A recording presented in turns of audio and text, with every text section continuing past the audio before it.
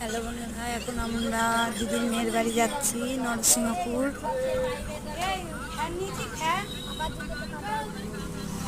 আমার দিদির যাওয়ার ইচ্ছে নেই, তাও জোর করে নিয়ে যাচ্ছি।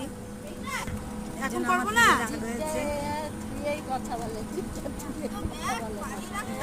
তারপরে বলো আমরা যাচ্ছি।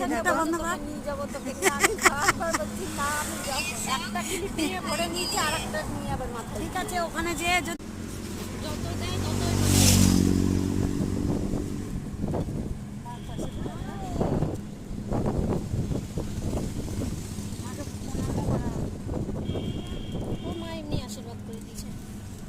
আমরা এখন দিদির মেয়ের বাড়ি যাচ্ছি। আমার দিদিরা যে রাগ হচ্ছে, জোর করে নিয়ে যাচ্ছি বলে দিদির বিশাল রাগ হয়েছে।